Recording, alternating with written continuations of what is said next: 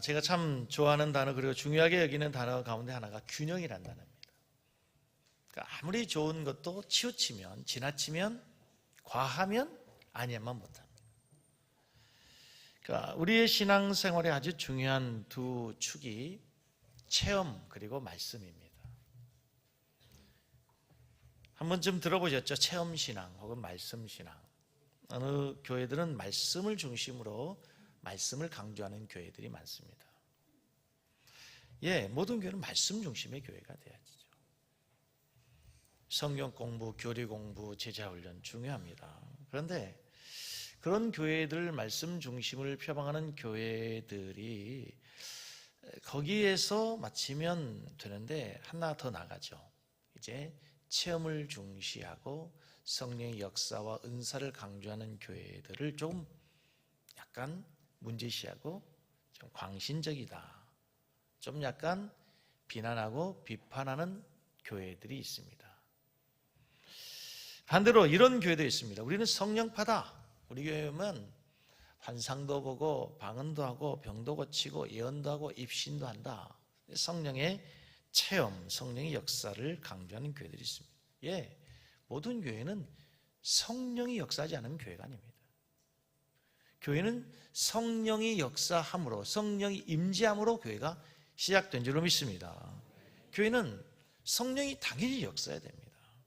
그럼에도 불구하고 굳이 이렇게 성령의 역사와 임재를 강조하고 성령 체험을 강조하는 이유는 또 그분들은 말씀 중심, 말씀을 표방하는 교회들 또 이렇게 저놈들은 말씀만 파는 놈들이고 체험이 없어. 성령의 능력을 몰라. 이런 그런 말씀이 있다는 거죠. 그런 마음이 있다는 거죠. 자, 그럼 우리 성도님들 그런 교회를 다니신 적이 있으십니까?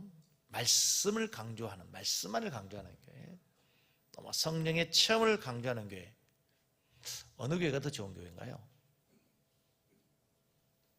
어느 교회가 더 좋은 교회입니까? 둘 다 문제가 있습니다. 치우친 건 문제가 있습니다. 치우친 건 좋지 않습니다. 여러분, 하나님의 말씀을 체험하는 것과 하나님의 말씀을 중심으로 하는 신앙은 모두가 다 중요하고 이것이 균형 있는 교회가 건강한 교회인 줄 믿습니다. 예수님이 이렇게 말씀하셔요. 너희가 성경도 하나님의 능력도 알지 못함으로 오해했다. 성경을 알지 못하면 큰 문제가 생기죠.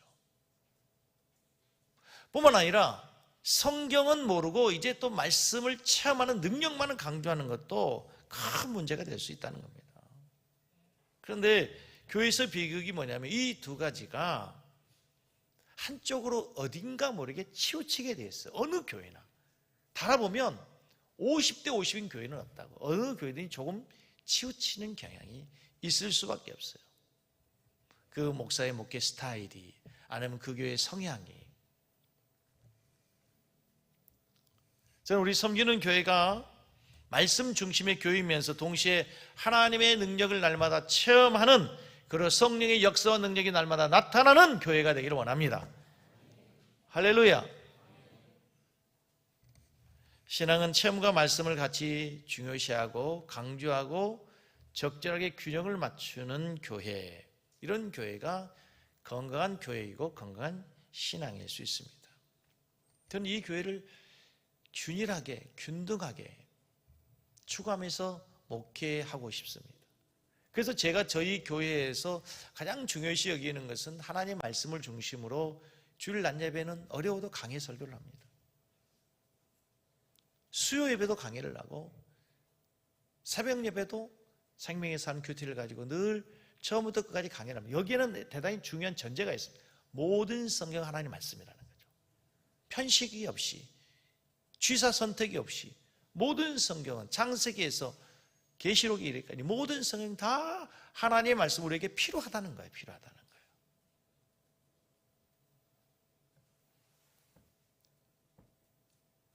그러나 이제 우리 교회가 더욱더 역동적인 교회가 되고 성령 은사와 능력을 강조하는 교회가 되기 위해서 저는 금요철야 예배만큼은 또 부르짖어 기도하는 교회, 뜨겁게 부르짖는 교회.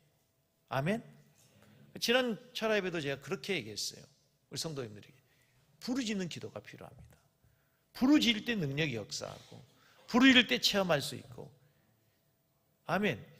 부르짖는 기도가 하나님을 만나고 하나님을 경험하는 시간이 될 줄로 믿습니다. 부르짖는 기도가 필요해요. 성령의 역사와 능력은 물론 조용할 때도 있을 수 있지만 부르짖으라고 그랬어요. 부르짖으라. 부르짖는 기도가 필요하단 말이죠. 말씀만을 강조하는 신앙은 무비 건조할 수 있어요. 머리만 커질 수 있어요. 또 체험만을 강조하는 신앙을 한쪽으로 치우치면 위험할 수도 있단 말이에요. 균형 있게. 어느 목사님이, 제 친구 목사님이 철압에 저희 교회에 이제 영상을 봤나 봐요. 제가 막 방언으로 기도한 걸 보고, 김 목사 철압회 때 방언으로 기도하대? 방언으로 기도해?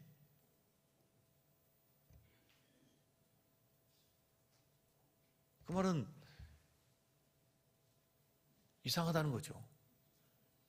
이상하다는 거예요. 그러면서 야, 나 놀랬다. 야, 네가 방언으로 기도한 게. 제가 나는 네가 더 놀랍다. 방언으로 기도한 게 뭐가 문제냐? 방언으로 기도한 게. 방언으로 기도한 게 놀랍다고 하면 난 네가 더 이상하다. 더 놀랍다. 자, 오늘 이제 우리가 베드로의 체험 신앙, 먼저 체험 신앙을 한번 얘기해 보겠습니다. 베드로는요, 확실한 체험이 있는 사람이었습니다. 오늘 본문 말씀 16절을 보십시오. 우리 주 예수 그리스도의 능력과 강림하심을 너에게 알게 한 것이 교묘히 만든 이야기, 교묘히 만든 이야기를 따른 것이 아니고, 베드로는 우리는 그의 크신 위엄을 뭐였다요? 친히 본 자다. 베드로는 봤답니다. 누구보다 확실한 체험이 있었어요. 변화산 이야기죠. 17절 말씀을 다시 보시면 지극히 큰 영광 중에서 이러한 소리가 그에게 나기를, 이는 내 사랑 아들은 내 기뻐한 자라 하실 때 그가 하나님 아버지께 영광과 존귀를 받았다, 이러한 소리를 자기가 나는 것을 들었어요. 뿐만 아니고 18절 말씀에서 계속 이렇게 얘기합니다. 같이 읽습니다. 우리는, 이 소리는 우리가 그와 함께 거룩한 산에 있을 때 하늘로부터 난 것을 들었어요. 하늘로부터 난 것을 들었어요. 베드로가 직접 들었다는 거예요. 직접 보았어요. 변화산에서 보았잖아요. 들었잖아요. 베드로는 확실한 체험이 있었어요. 더더욱 중요한 것은 베드로가 예수님의 십자가 앞에서 실패자로 도망갔습니다. 그런데 부활한 주님이 찾아왔잖아요. 그물을 던져 고기 잡고 돌아온 베드로에게 예수님께서 생선구이 해놓으시고 부활한 주님께서 묻잖아요. 시몬아, 내가 날 사랑하냐? 사랑하냐? 사랑하느냐? 3번 물으시는 그 부활하신 주님을 분명히 친히 만났어요. 그리고 그 이후에 베드로가 변했어요. 여러분, 이 베드로의 확신이 느껴지십니까? 여러분, 체험이 왜 중요한지 아세요? 흔들렸던 베드로가 체험하고 나서 흔들리지 않습니다. 지금 베드로의 신앙은 누구보다도 견고해서 조금 있으면 베드로가 순교하잖아요. 죽음을 그렇게 두려웠던 베드로가 기꺼이 순교할 수 있는 이유는 뭐예요? 체험 신앙, 부활하신 주님을 만남으로 변화된 거예요. 베드로가 지금 신앙이 흔들리고 있는 성도들이 편지했습니다. 고향을 떠나고 흩어져서 나그네 인생을 살아가는 수많은 성도들이 신앙이 흔들리고, 이렇게도 신앙생활을 꼭 해야 돼? 진짜 하나님은 살아계실까? 그들의 신앙이 흔들리지 않도록 여러분, 나처럼 하나님의 음성을 듣고 보고 체험하는 신앙이 돼야 합니다. 그래야 우리의 신앙에 유혹이 있을 때, 신앙에 위기가 닥쳐올 때 흔들리지 않을 수 있습니다. 믿음을 지킬 수 있습니다. 체험 신앙을 강조하는 거예요. 우리 성도 호랑이 아시죠? 이 반응은 뭐예요? 호랑이 몰라요? 호랑이를 어떻게 아십니까, 우리 성도님들은? 여러 가지로 알 수 있어요. 그림책으로 볼 수 있는, 사진으로 볼 수 있어요. 옛날에 할아버지 할머니에게 들었던 옛날 고리 쪽 호랑이 이야기 들었던, 할머니로부터 들은 호랑이 있을 수 있어요. 동물의 왕국에서 봤잖아요. 동물의 왕국에서. 좀 더 리얼한 호랑이를 본 적이 있으시죠? 에버랜드 사파리에 가면요, 철종에 갇혀진 호랑이.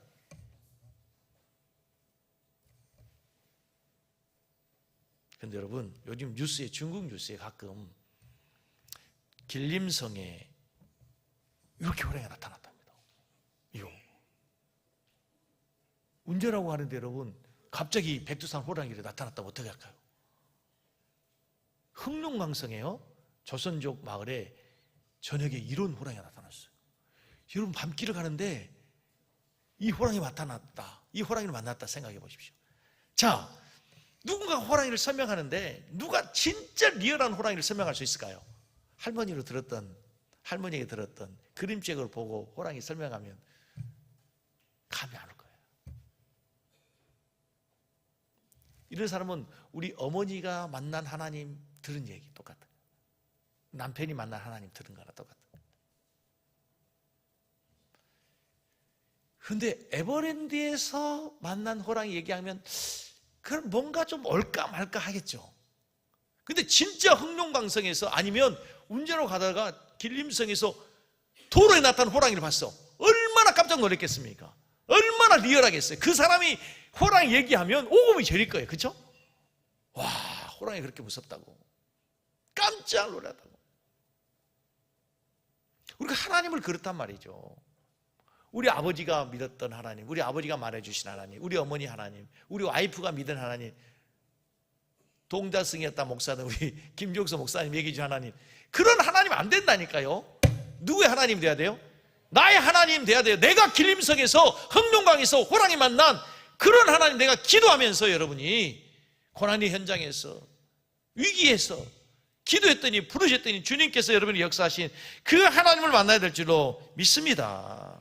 여러분, 그래서 우리의 체험이 중요한 거예요. 흔들리지 않는 신앙이 되기 위해서 체험 신앙의 유익을 무시하면 안 돼요. 체험 신앙을 함부로 폄하해서도 안 되는 말입니다.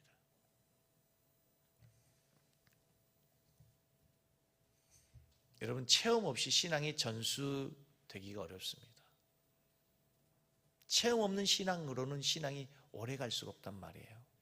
자, 사사기 2장에 보면 사사기 2장 7절에 백성이 여호수아가 사는 날 동안과 여호수아 뒤에 선교한 장로들 곧 여호와께 이스라엘을 위하여 행하신 모든 큰 일을 본 자들, 하나님의 능력을 체험한 사람들을 본 자들이 사는 날 동안에 여호와를 섬겼어요. 요단강이 갈라진 거 보고 여리고성이 무너지는 것을 현장을 목도했던 사람들은 그 하나님, 우리 하나님 여호와 하나님은 살아계시다는 걸 믿었죠. 그래서 바알 신앙에 타협하지 않고 여호와의 신앙을 지켰단 말입니다. 그런데 10절로 가서 보면 그 세대의 사람들이 다 죽고, 누구죠? 여호와 세대, 여호수아의 세대, 요단강 갈라지고 여리고성 무너진 그 현장을 목도했던 세대들이 다 죽고 나서 그 다음 세대는 뭐가 돼버려요? 자 보세요, 대단히 중요해요. 그 다음 세대는 뭐가 된다고요? 다른 세대가 돼버렸어요. 왜? 여호와를 알리지 못해 여호와께서 이스라엘 위에 행하신 일도 뭐 했다고요? 알지 못했다. 이 알다가 여러분 많이 들어요. 야라라는 단어잖아요. 체험적, 지식이 아니라 체험적 신앙. 하나님을 체험하지 못하니까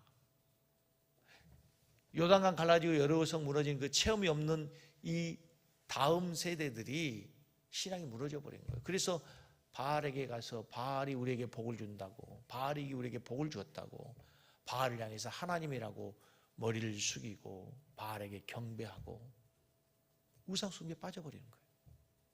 체험신앙, 이래서 중요해요. 여러분,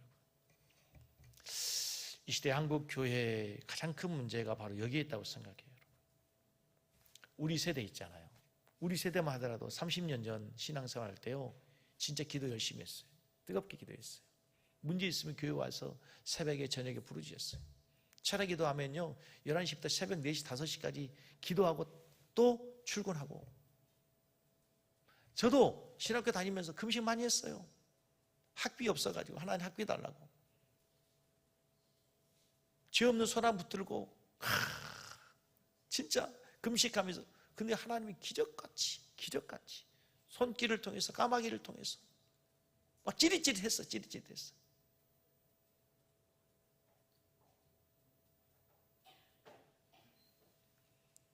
교회들마다 문제 있으면 철야하고 기도하고 금식 기도원 가면 물병 들고 다니는 수많은 사람들이 얼마나 많은지 몰라요. 기도원에 가면. 오늘날 여러분, 젊은이들이 금식할 필요가 없어요. 학비 때문에 걱정할 필요 없어요. 어지간하면 국가에 다 장학금 다 주잖아. 부모님들이 웬만하면 다 해결해 주잖아. 그것도 안 되면 대출 받으면 되잖아. 금식할 필요가 없어요. 절박함이 없어요. 절박함이 없다니까요. 하나님께 매달 필요가 없어요. 매달 이유가 없어요. 옛날 우리가 병들면요, 하나님에게 나와서 기도할 수밖에 없었어요. 지금 병원 가면 어지간한 암도 다 고쳐. 못 고친 병이 없어요. 하나님에 대한 절박함이 없으니까 만날 수 있는 체험이 없어진 거예요.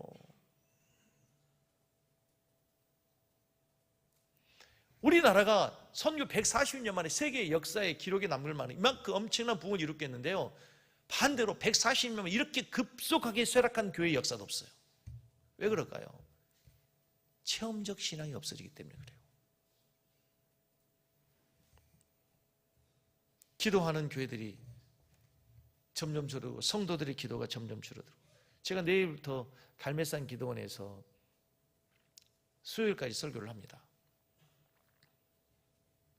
그 원장님이 저에게 하는 얘기가 좀, 목사님 죄송합니다, 성도들이 많지 않아서 어떻게.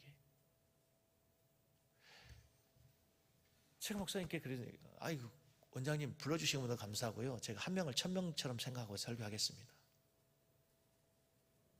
제가 오살리 기도원에서 설교할 때가 있었어요. 깜짝 놀랐습니다. 그것이 어떤 곳입니까? 제가 거기서 연초에 되면 가서 기도하고 금식 기도할 때 들어갈 자리가 없었어요.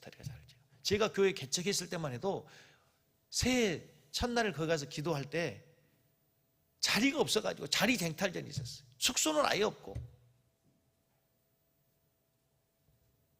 기도하는 성도들이 없어요.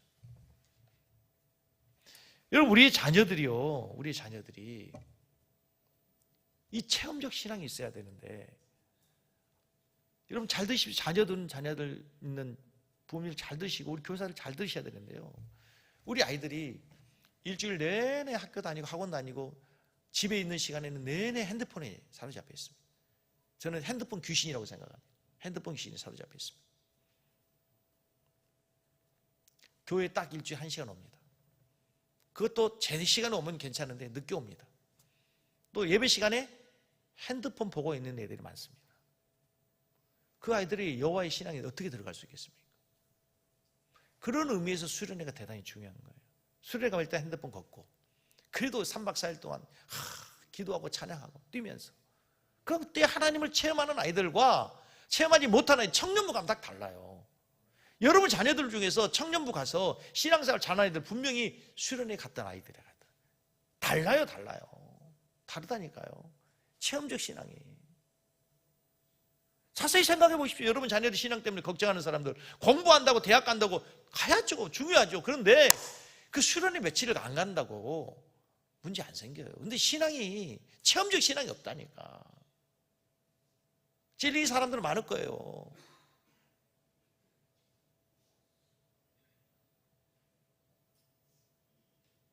그렇게 우리의 신앙을 중요시 여긴다 하는데,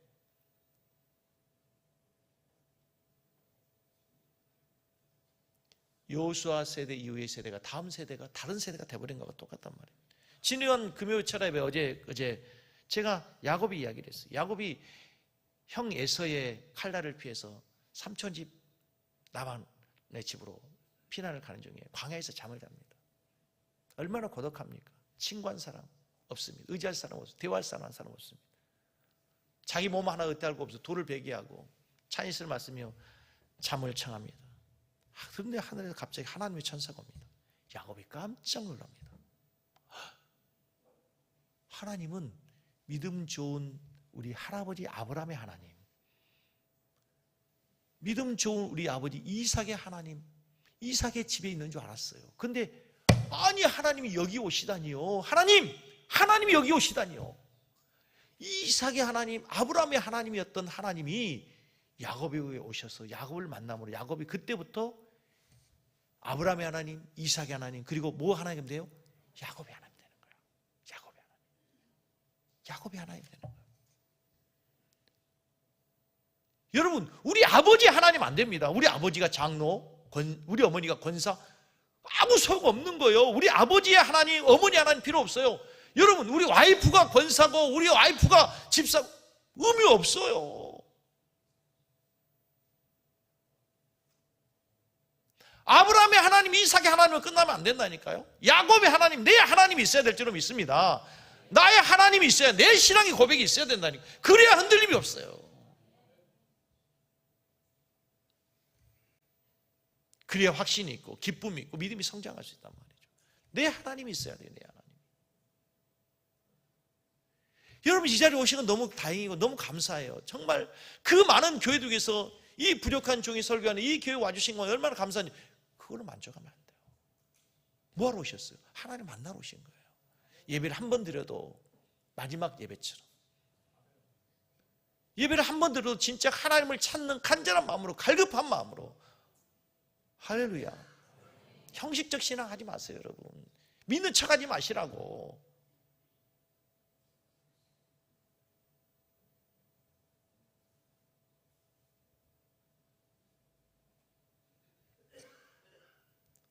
방송국 아나운서였던 조정민 씨가 미국 특파원에서 근무할 때 아내가 새벽마다 새벽 이슬을 맞으면서 어디를 가는 거예요.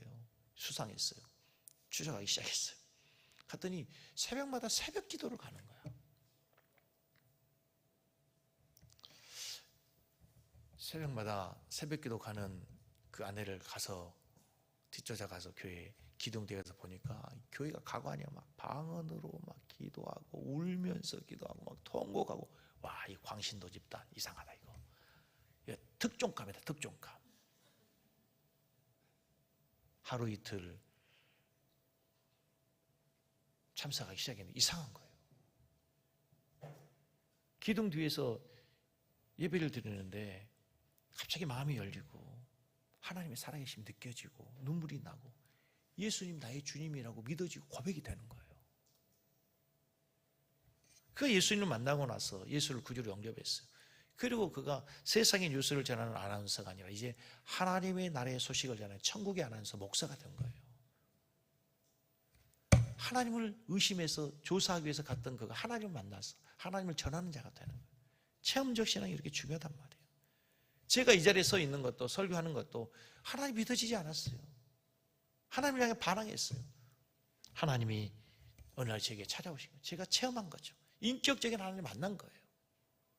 그래서 여러분, 제가 목사가 되고, 그래서 제가 이 하나님을 증거하게 되는 줄로 믿습니다. 우리가 하나님의 체험을 갈망해야 된단 말입니다. 자, 그러나 여러분, 지금 잘 들으십시오. 잘 들으셔야 됩니다. 베드로는 분명히 확실한 체험이 있죠? 확실한 체험이 있죠? 들었어요, 보았어요, 만났어요. 그런데 그가 이렇게 얘기합니다. 나에게 더 확실한 증거가 있다. 내가 체험한 것보다, 본 것, 들은 것보다 더 확실한 게 있다. 그게 뭐냐? 베드로후서 1장 19절을 보세요. 우리의 신앙에 체험보다 더 중요한 게 있어요. 또 우리에게는 더 확실한 예언이 있다는 거예요. 내가 체험했다는 얘기인 걸 바로 하잖아요. 내가 보았다, 들었다, 만났다 하잖아요. 그런데 더 확실한 예언이다. 예언이 뭐냐? 뒤에 가서 보면 하나님의 말씀이야. 하나님의 말씀. 자, 계속 읽어봐요. 19절. 또 우리에게는 더 확실한 예언이 있어 어두운 데를 비추는 등불과 같으니 날이 새어 샛별이 너희 마음에 떠오르기까지 너희가 이것을 주의하는 것이 좋다. 주의해라, 주의해라. 체험 후에 빠지는 그 신앙보다 주의해야 되겠다. 더 확실한 예언이 있다. 그 확실한 예언은 성경 말씀이 뒤에 가서 보면, 여러분 따라서 하겠습니다. 성경이 체험보다 더 확실합니다. 여러분 잘 들으십시오. 그렇게 확실한 체험을 한 베드로가, 체험은 유익해요, 필요해요. 그런데 체험보다 더 확실한 게 있대. 그게 하나님의 말씀입니다. 여기를 주목해야 됩니다. 왜냐? 체험은 주관적이에요. 체험은 때때로 잘못될 수가 있어요. 체험은 그래서 아주 위험한 거예요. 하나님이 주신 성령의 음성이라고 느껴지지만 자신의 감정일 때가 많아요. 여러분, 내가 하나님의 음성 들었다는 거 조심해야 돼요. 여러분, 묵상으로 기도하면서 여러분 하나님의 음성을 들은 것처럼 내가 주의 음성 들었다고 얘기하는 거, 그거 아주 위험합니다. 묵상으로 기도하는 것은 그래서 굉장히 고도의 훈련이 필요해요. 내 생각은 한 게 그 묵상이지, 내 생각을 한 것이지 그게 묵상이 아닐 수 있어요. 그 기도가 아닐 수 있단 말입니다. 이 말이 무슨 말인지 이해가 되시나요? 기도하는데 눈 감고 있는데 이게 내가 생각을 하는 거야. 내 생각, 이게 기도가 아니란 말이에요. 그러면서 무슨 생각 나는 것을, 그것을 하나님의 음성을 얻는 것은 얼마나 주관적입니까? 얼마나 위험합니까? 그러나 내가 들었다고 누군가 얘기한 것은 정말 위험한 신앙이 되는 거예요. 아무나 체험이나 받아들이면 안 돼요. 체험은 반드시 뭘 필터링을 거쳐야 되는, 그게 뭐냐? 말씀으로 검증돼야 될 줄 믿습니다. 여러분, 고린도전서 4장 6절 말씀을 보면은요, 하나님 말씀을 체험했던 사도 바울이 이렇게 얘기합니다. 형제들아, 내가 너희를 위하여 이 일에 나와 아볼로를 가지고 뭘 보였어요? 본을 보였느니 이는 너희로 하여금 가직습니다. 기록된 말씀 밖으로 넘어가지 말라. 바울은 아볼로와 함께 본을 보였어요. 말씀을 넘어가지 마라. 말씀을 넘어가지 말라. 우리 개혁주의 신학에서 아주 유명한 말이 있어요. 따라서 해야 돼요. 말씀이 가는 데까지 가고 멈추는 데서 멈춰야 합니다. 우리 신앙이 가장 중요한 거예요. 더 이상의 계시는 없고 이제 하나님의 말씀이 가는 데까지 가고 가는 데서 멈추는 데서 멈춰야 되는 거예요. 말씀을 밖에 넘어가지 말아라. 정말 저의 목회 중에 아주 크게 실수했던 적이 있습니다. 우리 성도들에게 너무 죄송한 적이 있어요. 우리 교회에 아주 오래전 은사자라고 하는 한 집사가 있었어요. 저 정말 성령 은사인 줄 알았습니다. 성령 은사자인 줄 알았어요. 진짜 성령 은사자인 줄. 여러분, 귀신 쫓고 방언하고 병 고치고 예언하고 모두 다 예수의 이름으로 얼마든지 귀신도 마귀도 장난칠 수 있습니다. 특별히 미혹의 영은 더 강하게 할 수 있습니다. 미혹의 영이요, 예수의 이름으로 얼마든지 기적을 행하고요, 예언하고요, 병도 고칠 수 있어요. 자, 마태복음 7장 22절, 제 말이 아니고 성경을 보십시오. 그날에 많은 사람들이 나더러 이르되 주여 주여 우리가 주의 이름으로 뭘 했다고요? 선지자 노릇하고 주의 이름으로 뭐 했어요? 귀신을 쫓아내고 주의 이름으로 뭐 했어요? 많은 권능을 행하지 아니하였나이까 하리. 주의 이름으로 선지자 노릇할 수 있고요, 귀신도 쫓아내고 병도 행하고 병도 고치고 권능도 행하고 얼마든지 할 수 있단 말이에요. 주님 뭐라? 나는 너를 알게 본다. 불법을 행하는 자들아.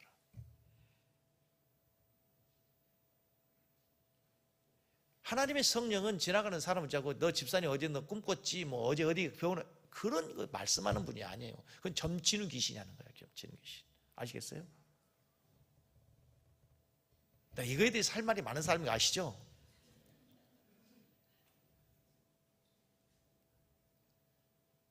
내가 비싼 수업료 치르고 비싼 대가 치르고 내가 깨닫는 거예요. 보았다 들었다, 이거 옛날 우리 교회에서 이런 거 하지 말라 그랬잖아요. 예언은 그런 것이 아니라고 했잖아요. 근데 자꾸 보았다 들었다 한다 그런 거예요. 그래서 그거 하지 말라 그랬더니 뭐 교회를 떠난다고.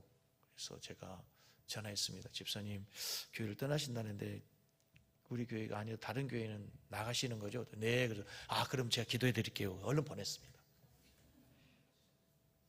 잘 들으셔야 돼요. 체험을 중요해요. 얼마든지, 여러분 오해하지 마세요. 얼마든지 지금도 하나님 개인에게 말씀할 수 있어요. 나에게 주님 말씀할 수 있어요. 무시하는 거 아니에요. 그런데 그 집사에 대한 이야기를 왜 내가 들어, 그 사람이 들어야지.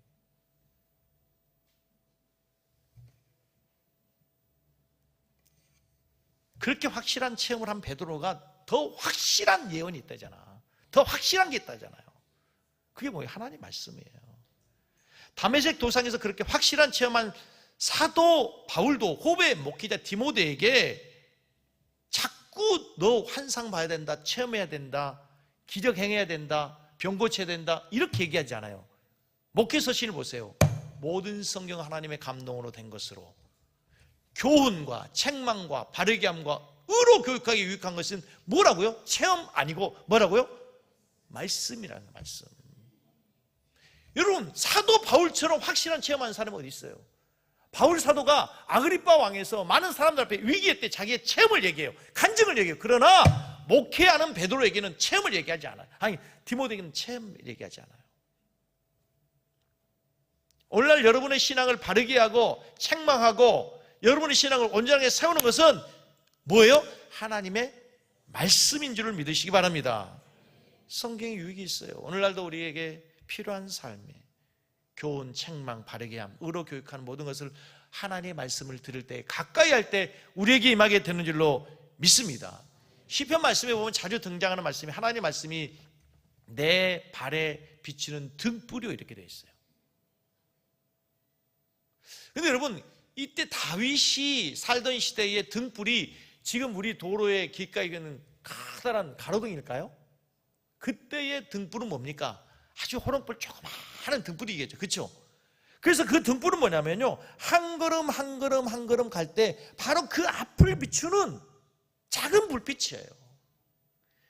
하나님의 말씀이 뭐냐면 오늘 하루하루를 살아가는데 필요한 말씀으로 매일매일 순간순간 나의 삶을 인도하는 불빛이라는 사실이에요, 여러분.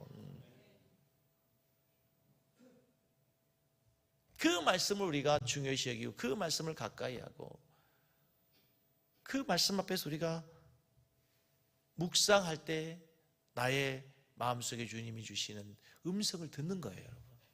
아멘? 무엇으로 듣는 거예요? 기록된 말씀으로 듣는 거예요. 그게 바른 신앙이에요. 건강한 신앙. 여러분, 자꾸 체험은 중요한데요, 뭘 자꾸 보려고 하지고 뭐 들으려고 하지 막 어디 가면 막 넘어지고 쓰러지고. 저도 쓰러져 봤는데 그거 뭐예요? 쓰러지고 아무 변화가 없어. 아무 변화가 없어. 하나님 체험하게 해주시오. 확실한 체험을. 이렇게 생각이 됐어요. 설교 좀 해야 돼. 우리 막내딸이 아빠가 내 아버지 맞지? 맞지. 진짜 맞아? 맞아. 그 다음날 또 아빠 진짜 내 아버지 맞아? 확실해? DNA 검사 한번 해볼까? 그래, 해봐. 했다, 결과 나왔. 그 다음날 또 아빠 확실해? 내 아버지 맞아? 그럼 뭐라고 했어요? 아니, 이 자식이 진짜. 그거가 똑같은, 맨날 보여달라는 게 그거라니까요. 맨날 보여달라는 그거예요. 우리 찬양가 있죠. 이 눈에 아무 증거 아니 배워도. 그 다음에 뭐예요? 믿음을 가지고 걸어가면 되는 거야. 이제 하나님 한번 봤으면 됐지, 만났으면 됐지, 말씀을 가지고 믿고 가는 거예요. 그럼 그때 순간마다 하나님 우리에게 필요한 말씀을 주신 줄로 믿습니다. 우리에게 깨닫게 하신 줄로 믿습니다. 이번 주에 여러분이 주신 말씀 뭐냐면 체험신앙이 아니라 하나님의 말씀이 중요하다는 것이 주의 음성인 거예요.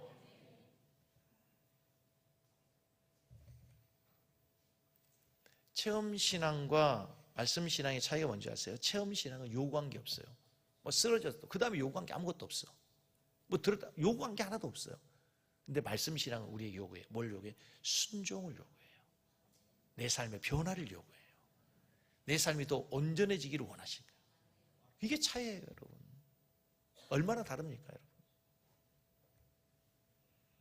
제가 여러분 무슨 말씀 하는지 아시겠어요? 여러분, 우리가 하나님이 살아계심을 체험하는 건 매우 중요한데요, 하나님의 살아계심을 맨날 체험하고 갈망만 해서는 안 되고 이제는 하나님의 말씀에 순종에 요구하는 성도들이 되어야 된단 말이에요.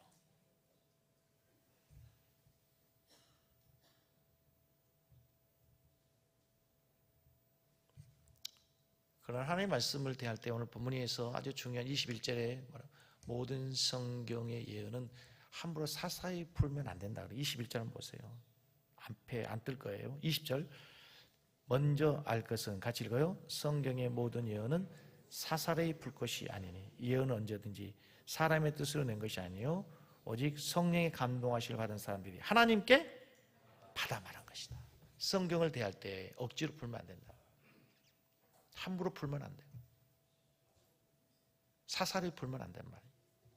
자의적 해석은 대단히 위험합니다.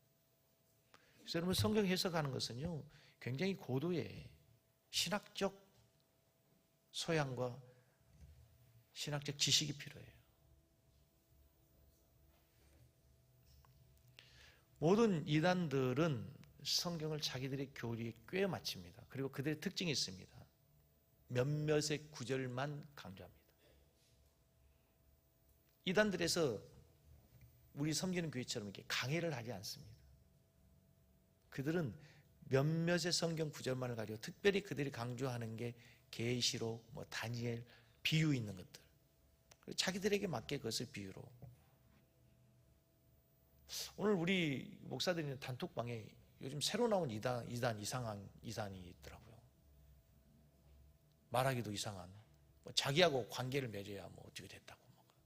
참나 그들 빠지고 이상하잖아요. 그게 다 미혹의 영이 빠지는 거예요. 더 이상한 건 자기 아내를 바치면서도 전혀 남편이 문제의식을 못 느낀다는 거. 그게 얼마나 무섭습니까, 여러분? 이만희 그 이상한 짓 하고 있어도 문제의식을 못 느껴요. 미혹의 영이 빠지면 생각, 이성, 상식, 논리가 없어요. 박대선, 문선명 다 자의적 해석이죠. 함부로 푸는 거죠. 사사로이 푸는 거예요.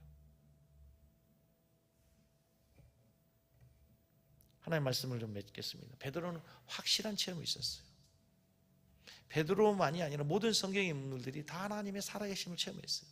성경의 이야기는 모두 다 살아계신 하나님을 만난 사람의 이야기야. 아브라함, 이삭, 야곱, 신약 성경에 있는 모든 예수님의 제자들, 사도행전 다 하나님을 만난 사람들의 이야기야. 우리도 마찬가지예요. 하나님을 만나야 돼요. 그러나 그 체험적 신앙으로 끝나면 안 돼요. 그 체험적 신앙에 뛰어넘어서 이제 뭐가 있어야 돼요? 하나님의 말씀으로 날마다 우리 사람이 검증되고 다져지고 훈련돼야 될 줄로 믿습니다. 그래서 말씀을 통해서 여러분들의 신앙이 한 단계 더 성숙되어서 체험과 말씀이 균형 있는 건강한 교회, 건강한 성도 되시기를 주님의 이름으로 간절히 축복합니다.